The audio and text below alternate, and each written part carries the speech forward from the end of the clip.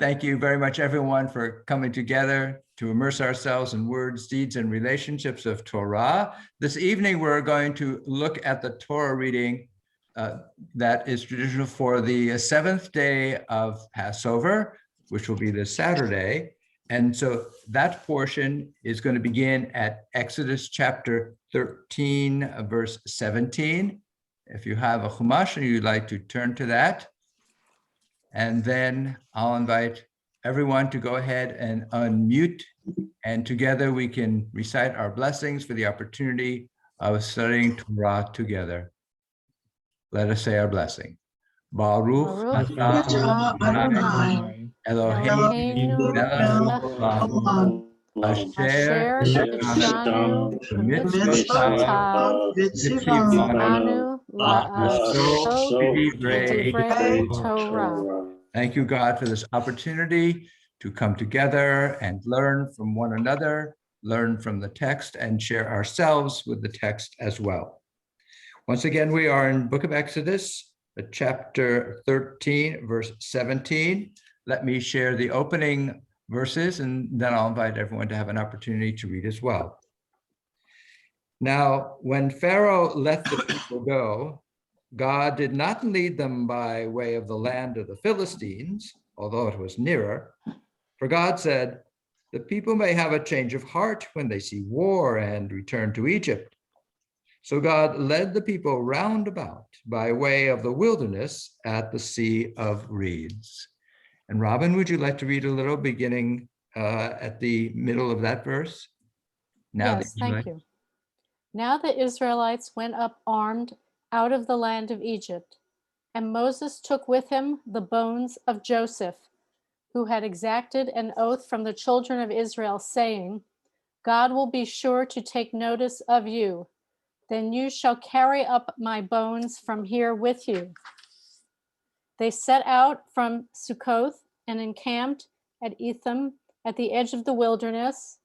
Adonai went before them in a pillar of cloud by day to guide them along the way, and in a pillar of fire by night to give them light, that they might travel day and night.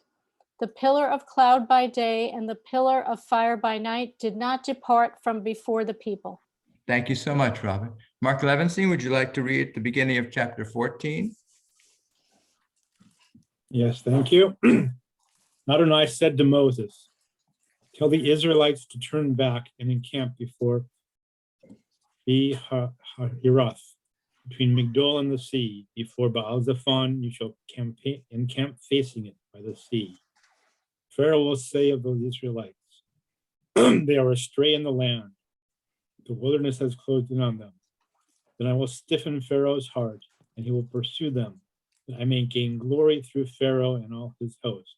And the Egyptians shall know that I am the Lord." And they did so. Thank you so much, Mark. Mark Thompson, would you like to pick up there at verse 5?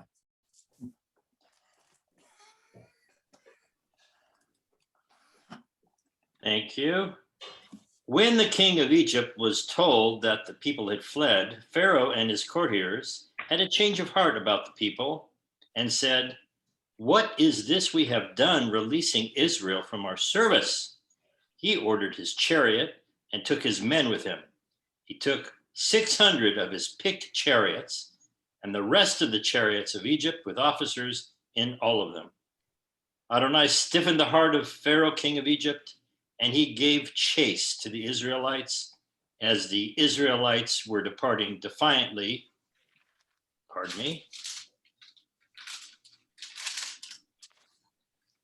The Egyptians gave chase to them, and all the chariot horses of Pharaoh, his horsemen, and his warriors overtook them and camped by the sea near Pi-hahiroth before Baal-Zephon.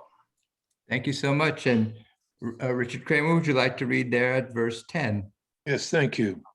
As Pharaoh drew near, the Israelites caught sight of the Egyptians advancing upon them.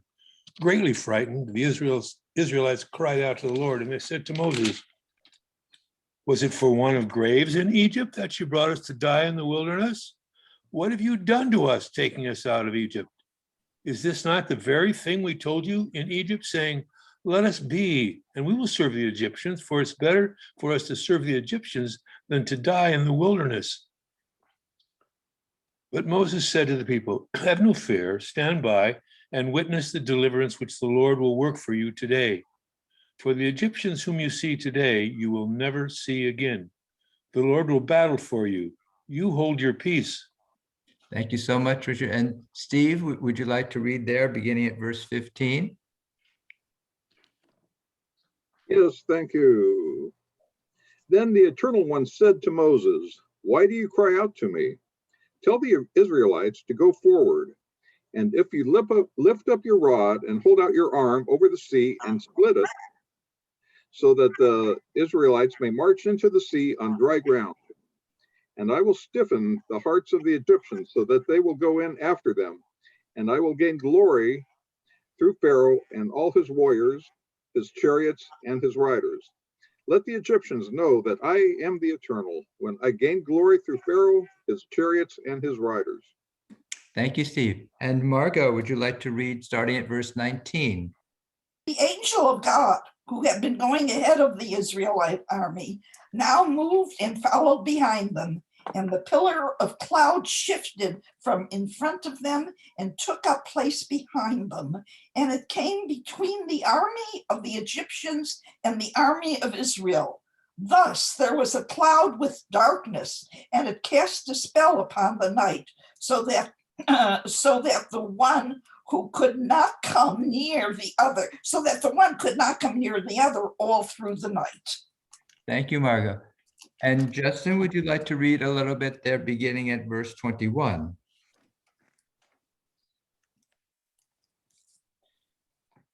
And Moses stretched out his hand over the sea, and the Lord led the sea with the strong east wind all night.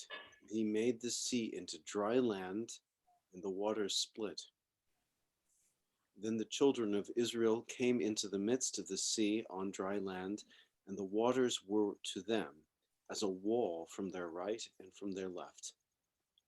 The Egyptians pursued and came after them, all Pharaoh's horses, his chariots, and his horsemen, into the midst of the sea.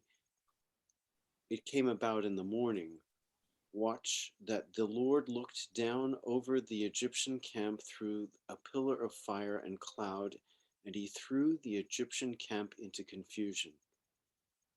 And he removed the wheels of their chariots, and he led them with heaviness. And the Egyptians said, let me run away from the Israelites, because the Lord is fighting for them against the Egyptians. Thank you, Justin. And David and Susan, would you like to continue beginning with verse 26? Yes, thank you. Then Adonai said to Moses, hold out your arm over the sea, that the waters may come back upon the Egyptians and upon their chariots and upon their riders.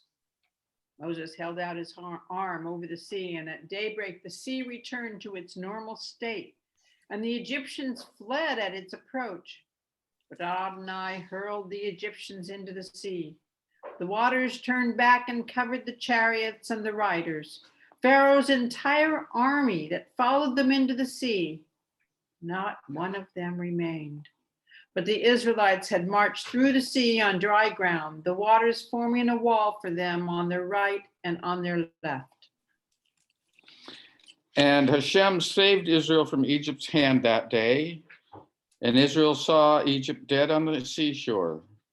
And Israel saw the big hand that Hashem had used against Egypt. And the people feared Hashem, and they trusted in Hashem and in Moses, his servant. Thank you. Jay, would you like to read a little bit beginning at the start of chapter 15? Thank you, Rabbi. Then Moses and the Israelites sang this song to Adonai. They said, I will sing to Adonai, for he has triumphed gloriously. Horse and driver he has hurled into the sea. Adonai is my strength and might. He has become my deliverance. This is my God, and I will enshrine him. The God of my parents, I will exalt him. The Lord, the warrior, Adonai is his name. Pharaoh's chariots and his army he has cast into the sea, and the pick of his officers are drowned in the sea of reeds. The deeps covered them. They went down into the depth like a stone. Your right hand, O Lord, glorious in power, your right hand, O Lord, shatters the foe. In your great triumph, you break your opponents. You send forth your fury. It consumes them like straw. Thank you so much, Jay. Let me invite Dave to go ahead and read a little bit. Thank you, Jay. Verse 8. At the blast of your nostrils, the waters piled up. The flood stood straight like a wall. The deeps froze in the heart of the sea. The foe said, I will pursue, I will overtake. I will divide the spoil. My desire shall have its fill of them. I will bear my sword, my hand shall subdue them. You made your wind blow, the sea covered them. They sank like lead in the majestic waters. Who is like you, O Lord, among the celestials? Who is like you, majestic in holiness, awesome in splendor, working wonders? You put your right hand, the earth swallowed them. In your love, you lead your people. You redeemed in your strength. You guide them to your holy abode. The people Thank you, Dave. here. Okay. Thank you, Dave. Dave, let me invite Jim and Peggy to go ahead now at verse 14. Thank you, Dave.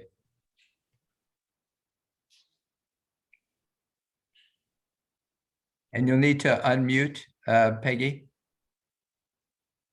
I thought I did. Okay, thank you, Rabbi. The peoples here, they tremble. Agony grips the dwellers in Philistia. Now are the clans of Edom dismayed. The tribes of Moab, trembling grips them. All the dwellers of Canaan are aghast. Terror and dread descend upon them. Though the might of your arm, through the might of your arm, they are still as stone. Till your people cross over, Adonai, till your people cross whom you have ransomed. You will bring them and plant them in your own mountain, the place you made to dwell in, Adonai, the sanctuary, Adonai, which your hands established. Adonai will reign forever and ever. For the horse of Pharaoh with his chariots and horsemen went into the sea. We can't hear you very well, Jim. Oh, can I see? Why? Yeah. I don't know. Let's see. For the horses of Pharaoh with his chariots and horsemen went into the sea, and Adonai turned back on them the waters of the sea. But the Israelites marched on dry ground in the midst of the sea. Then Miriam, the prophetess, Aaron's sister, took a timbrel in her hand, and all the women went out after her and danced with timbrels. And Miriam chanted for them. Sing to Adonai, for he has triumphed gloriously. Horse and driver he has hurled into the sea. Then Moses caused Israel to set out from the sea of reeds. They went on into the wilderness of Shur. They traveled 3 days in the wilderness and found no water.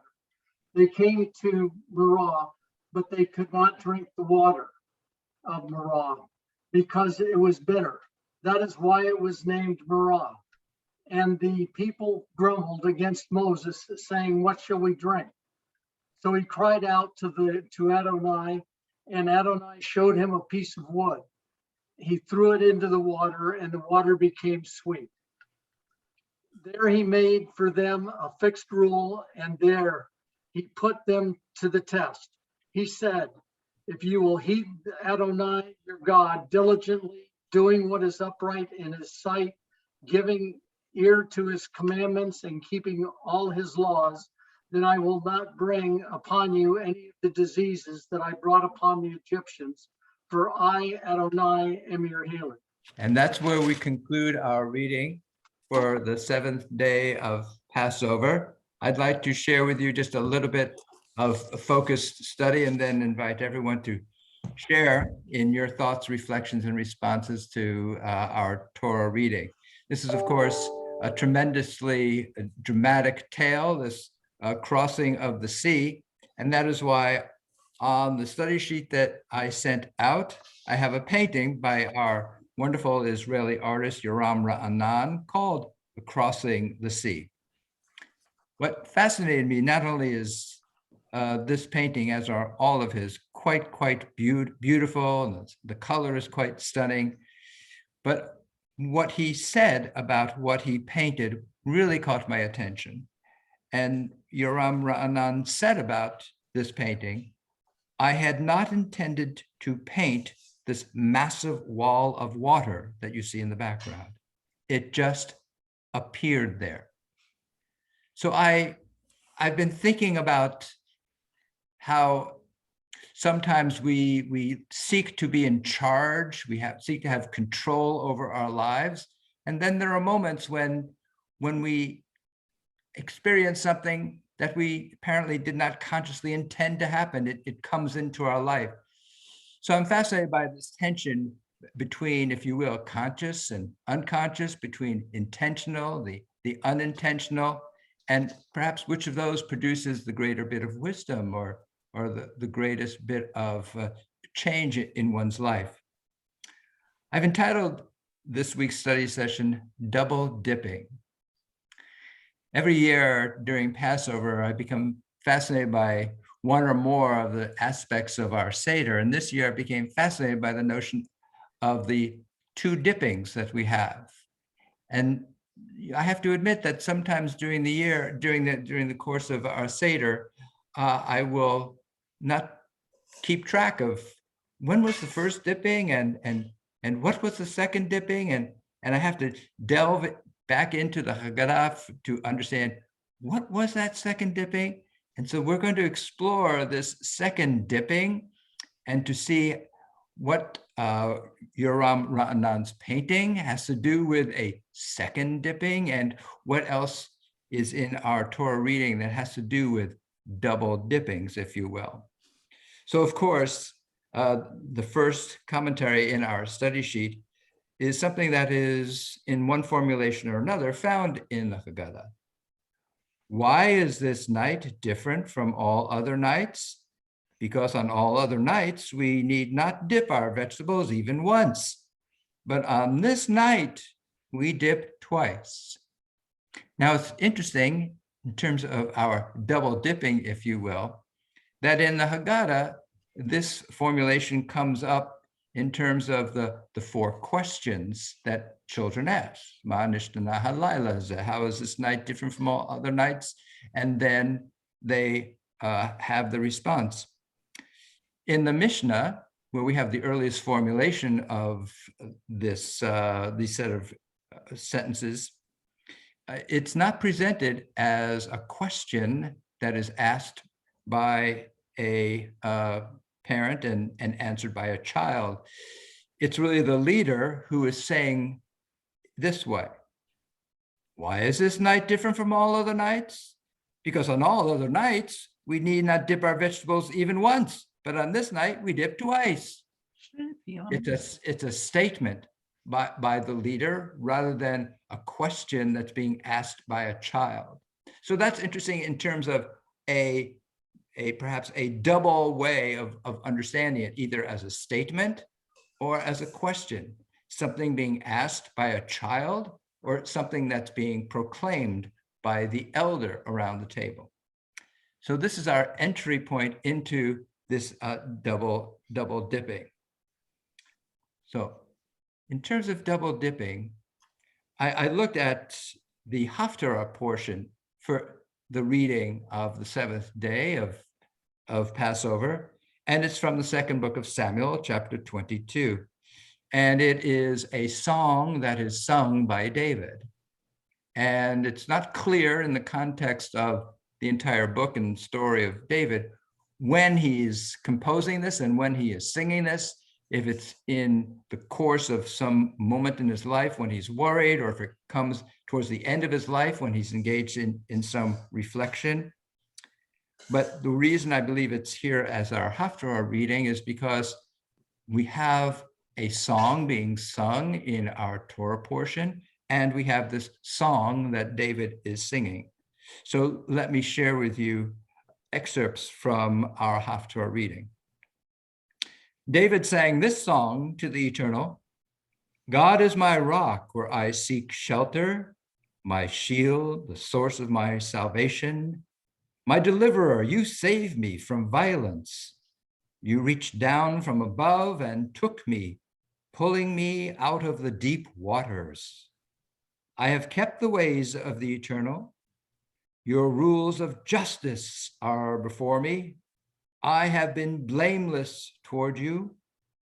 You have girded me with strength for battle and laid low my foes beneath me.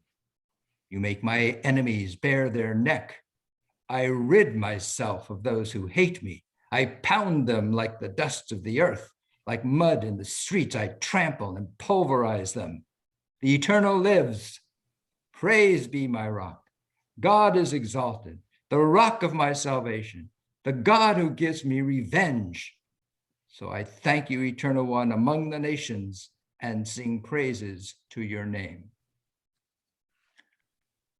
I've always found David to be one of the most complicated characters in our Bible. And here, just within the context of a few verses, that complexity, I think, comes to the surface. He's going to sing a song, and the song starts out with an expression of gratitude to God for saving him, for pulling him out of deep waters. And David says, I've kept my ways of the Eternal. Your rules of justice are before me. I've been blameless towards you. So he's now acknowledging or stating that he has followed the way of God and that he's grateful for all the many times that God has rescued him from danger. And then the tone, for me anyway, shifts significantly, where he then begins to talk about destroying all of his enemies, pounding them like dust of the earth, trampling and pulverizing them, and giving me revenge. So on the one hand, he's singing praise, and then he's also singing words of revenge. He's singing words of, I followed the way of Adonai, I followed these ways of justice, and now I seek to destroy everyone who is opposed to me. So here is these two different ways of expressing gratitude to God. One has to do with joy, celebration, the sense of redemption, and following righteousness.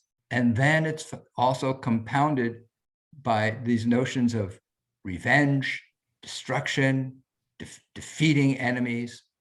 So for me, this is kind of filling out this theme. I want to explore a little bit more about different dippings, if you will, in the same character, in the same set of texts, these different dimensions, if you will, and see what they have to offer us.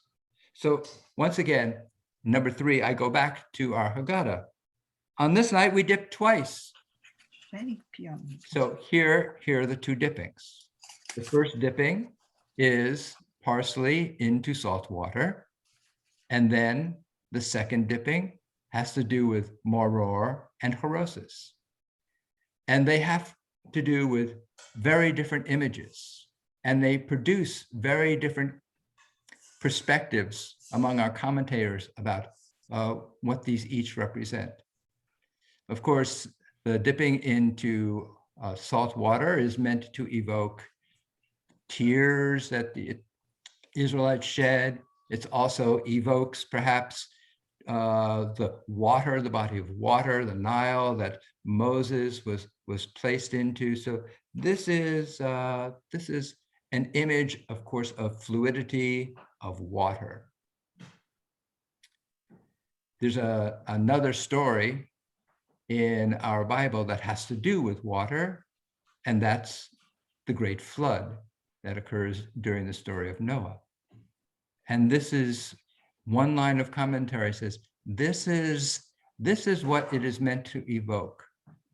The horrors that happened, or the errors that were committed during the time of the great flood, which we now have the opportunity to redeem by remembering those moments and transforming them through our rituals. So let's set aside the first dipping having to do with an evocation of the great flood. The second having to do with the dipping of Moror and Herosis. Our Haggadah tells us this is to remind us of the bricks that the Israelites were forced to build when they were slaves in Egypt. So first of all, as opposed to images of fluidity and flowingness and water, now we're getting an image having to do with solidity and tactileness and firmness and rigidness. And there's another story in the Jewish Bible having to do with bricks, and that is the Tower of Babel. And so this same line of commentary suggests that's what this moment is also supposed to evoke for us, the errors that were committed with the building of bricks for the Tower of Babel. What do these two different stories represent in this line of commentary, which emerges out of the Hasidic tradition? Well, the first is that the flood is meant to help us understand that there are people who may all agree with one another, but they treat others terribly. On the story of Babel, this commentary suggests these are people who get along with everyone. Everyone's speaking the same language. They're all engaged in the same project. But what are they doing? They are seeking to elevate themselves above all else, including God, God's self. So one personality type is someone who says, look, we're all Jews, but it's okay to treat other people badly. And then there's another group of people who are characterized by the personality that would say, let us get along with everyone, but let us elevate ourselves above all powers in the universe, including that of God. So the notion is that one cannot be a truly good person unless you treat all of God's creatures with fairness and love and justice. And if you think that you can elevate yourselves to be the highest source of authority, you're doomed to fall.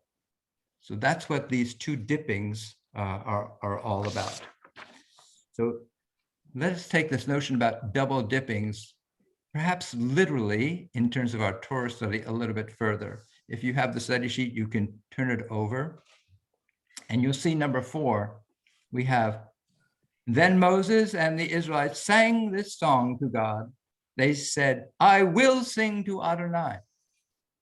And Miriam and the women sang, sing to Adonai. So there are two groups of people, if you will, who have gone through, who have immersed themselves in this water known as the Sea of Reeds, and they emerge out of it with very different approaches to what they've just experienced. Moses and the male Israelites say, we will sing to Adonai. It is in the future. So perhaps, if you will, this is a personality who wants to have everything just right, who wants to have everything structured, who wants to know, if you will, that everything is as it should be, and when it is, then we will sing to Adonai. The women, led by Miriam, seem to have a very different response. Their verb is in the imperative. Sing to Adonai. There's not even any thought process that's required. It's just instinctual. It is, these are people who are in the moment. They are not putting anything off. They're not requiring some proof that everything is going to work out. They're not requiring the exercise of reason and rationality to make sure that, yes, this is a good moment. Yes, we're ready to now sing. No, they just experience the redemption and they say, sing to Adonai.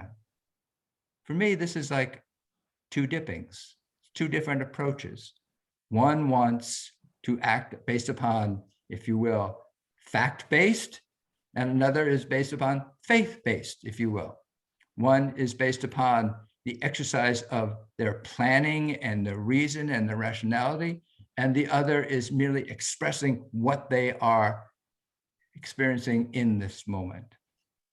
So here's another example that I think it kind of follows up on this theme of a double dipping, two different ways of interpreting the same set of consonants. And that is in number 5. This is from our Torah portion. The Israelites went up, and I won't translate the Hebrew there for a moment, out of the land of Egypt. Now, I don't know about your translation, but my translation, I think, translates that Hebrew word there as armed. So how you vocalize those consonants, what vowels you place underneath those consonants gives you very different words. One word, as it is vocalized in my text, is chamushim, which is, I translate as in battle array, or sometimes it's translated as armed. However, you can take the very same consonants, put slight different vowels under those consonants, and you could have hamishim, which means 50. So 50 is an interesting number. It may well be that 50 has something to do with the nature of an army within ancient times. But 50 in the context of Passover is also very interesting because we're currently counting numbers. We're counting the Omer. We're counting from the second night of Passover, we get to 49, and then number 50 is the holiday of Shavuot. Maybe that's double dipping here, two ways of understanding what those consonants represent.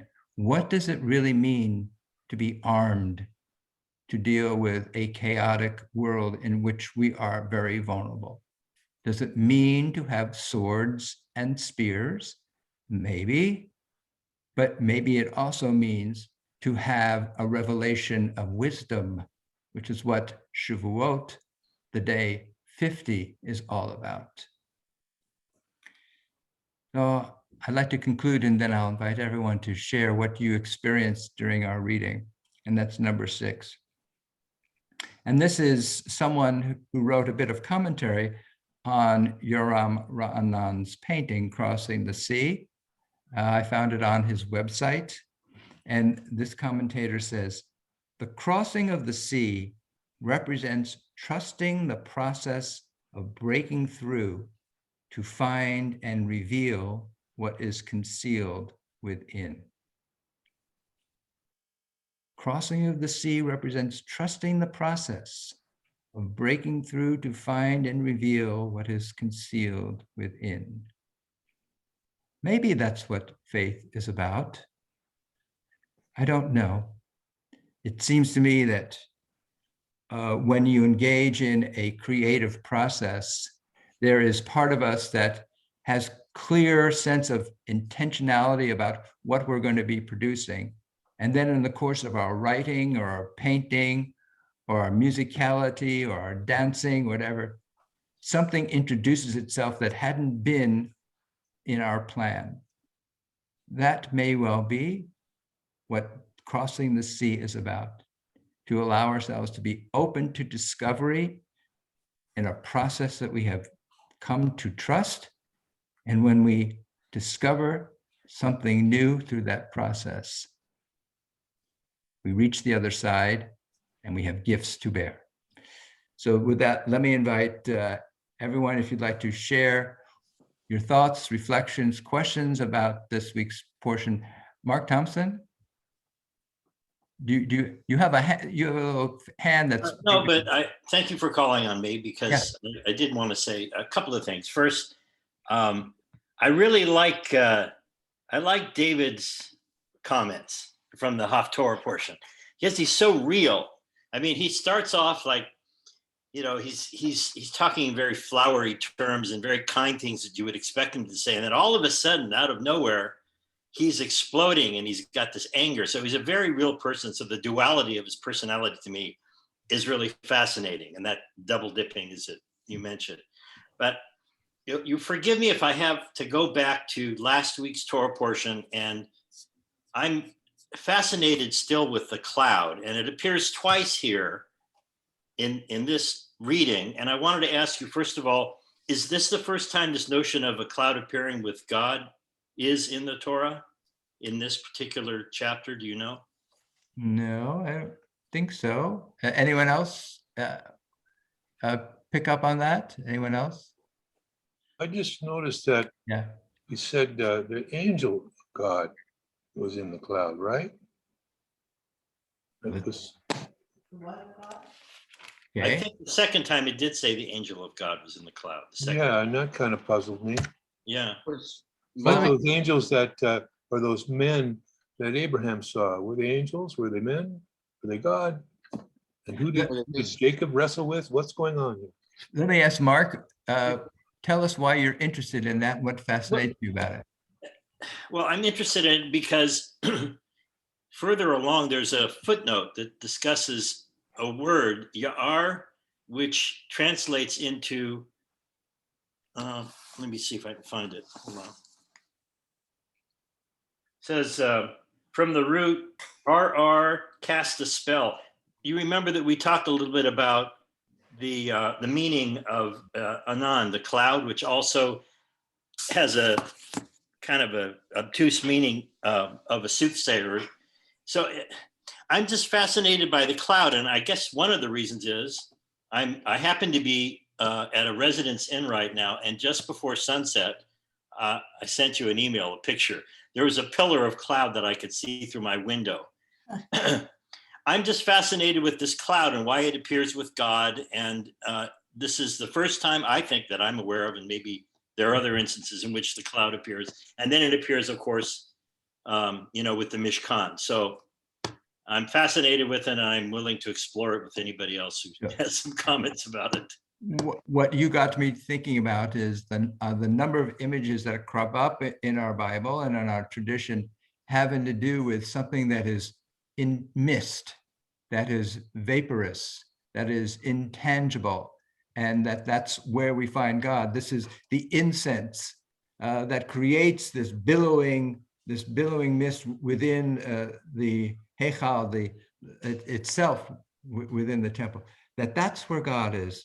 And so perhaps this culture is trying to present a counter story to all the cultures around them about how your gods can only be found in that which is concrete, and that which you can see, and that which you can touch.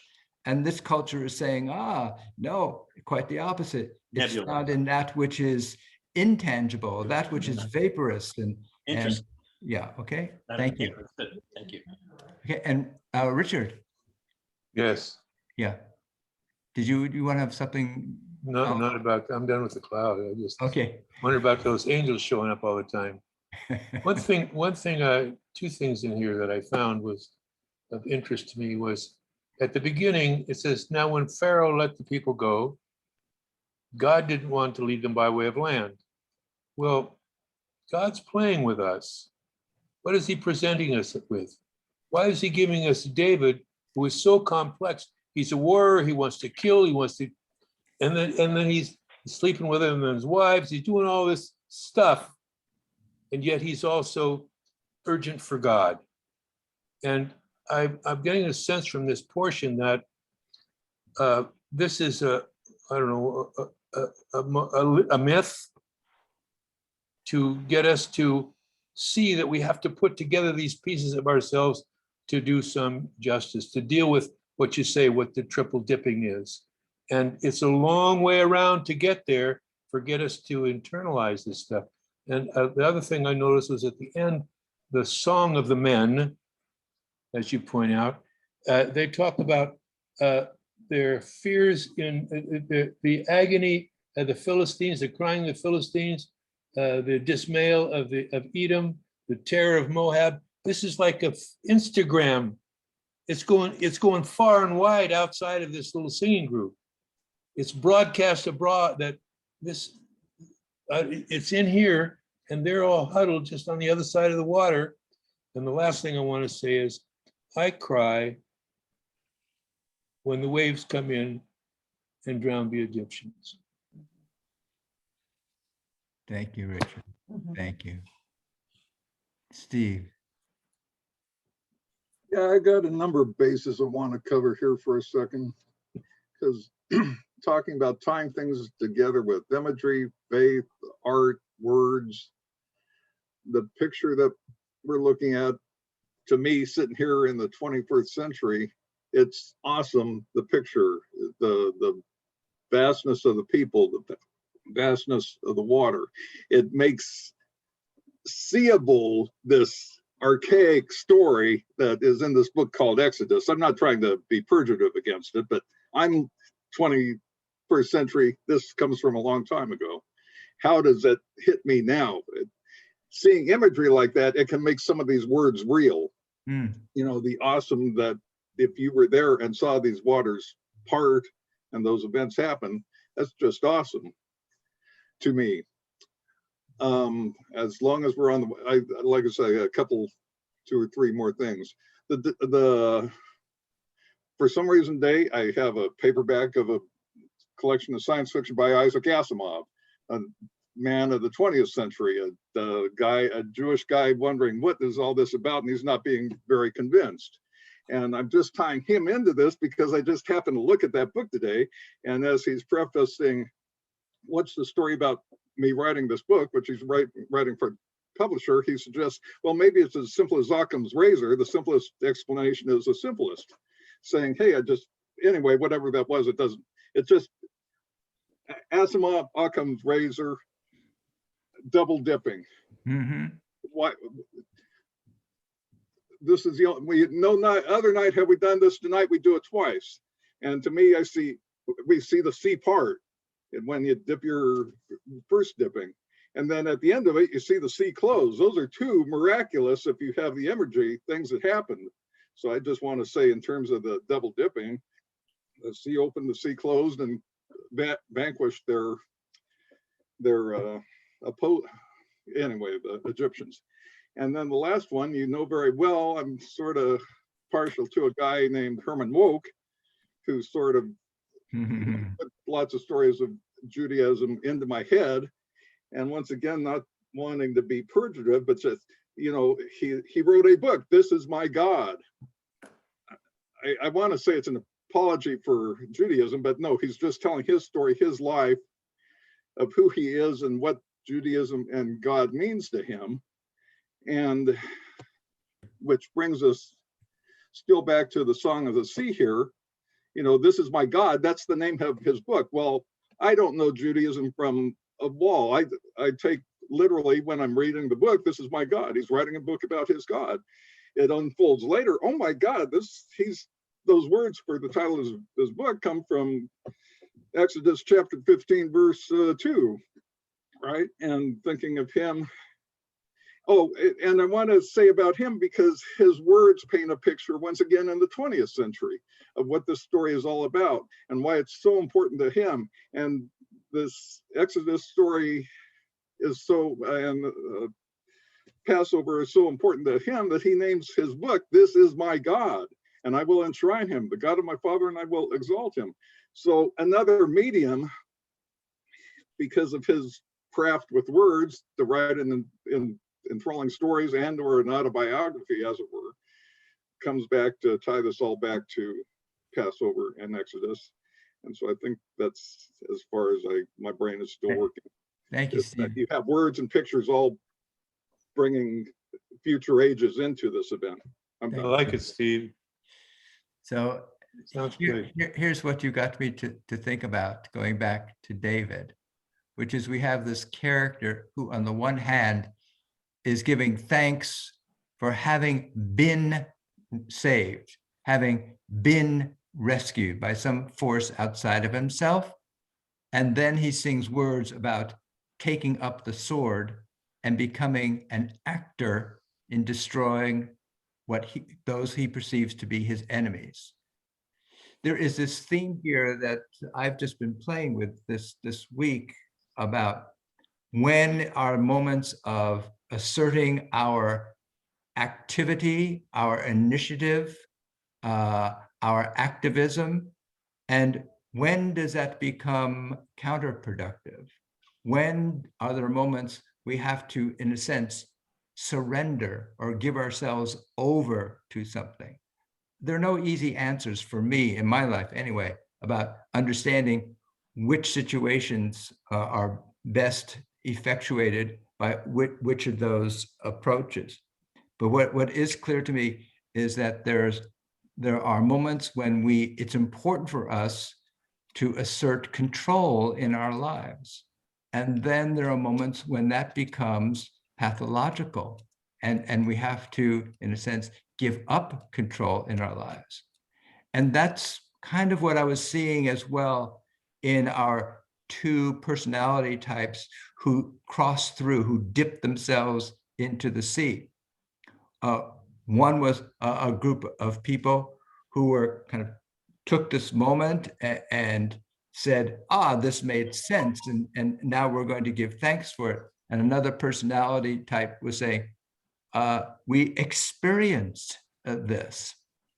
And so this is these notions about control and giving up control and when each one will best serve us, I think is a rather profound question for our own psychological, spiritual, and perhaps even civic lives as well.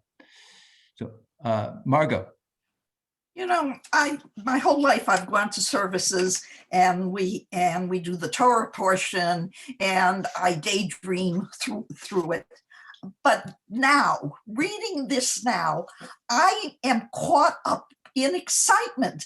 I can't wait. You've heard me say this a few times. Oh my gosh, I can't wait for the next Torah portion. It's such an exciting, such an inspiring story. The greatest book ever. I'm so glad I'm taking this so I no longer will daydream during the Torah portion reading. But if we're done, I could tell you all what it was like in Key West, Florida in 1962, if you're interested. Castro had just taken over. My husband and I lived there for a year. He was in the Navy. Castro had just taken over. The town had become pretty much of a ghost town. You could no longer fly into the airport was empty. You couldn't fly into Havana anymore. We could get Castro on our radios and TVs almost better than we could get American. The town was deserted. Hemingway's house was across the street from us. Tennessee Williams also came down.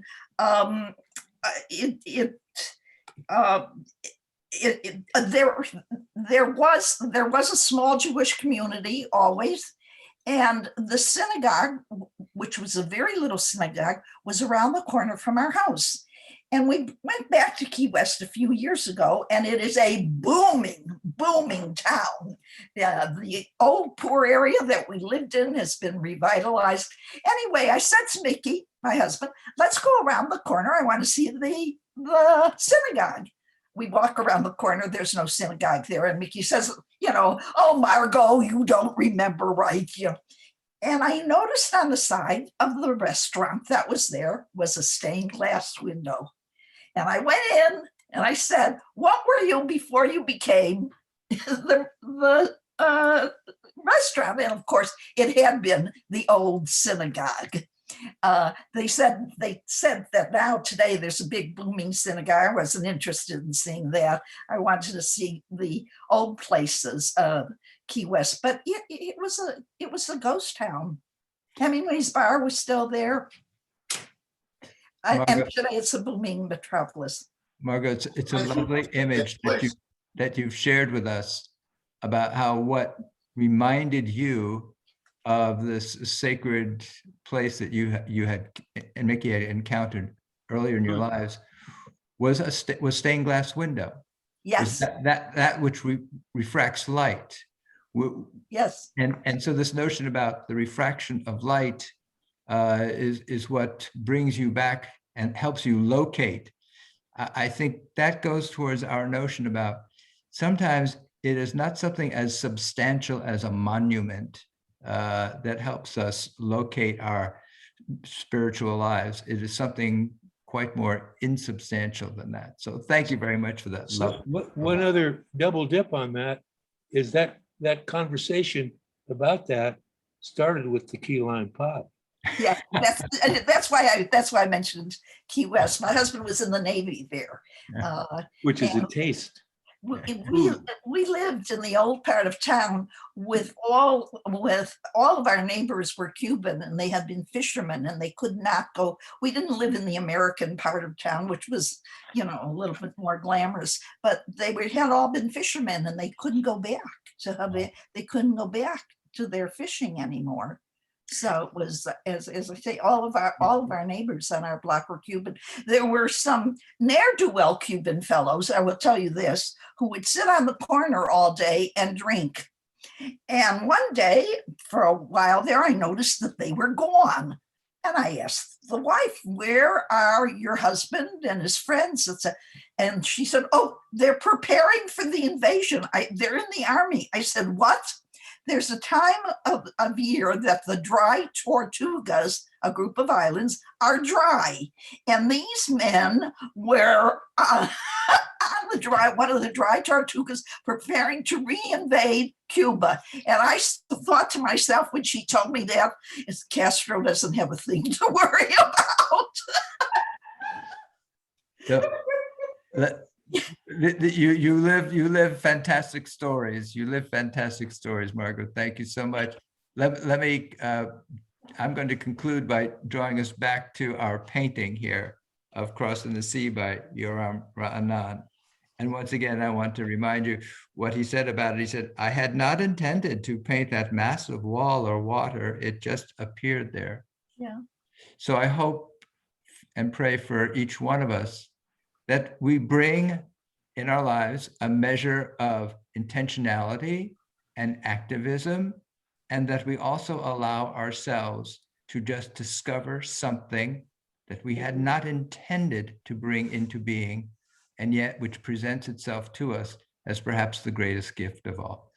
So with that, let me thank each one of you and wish you all a Hag Pesach Sameach. Be well. Thank you so much for coming together. I look forward to seeing you all next week as well. God bless. Thank you. Thank you, Rabbi. God bless, Rabbi. Thank you. COVID hug, COVID hug. COVID.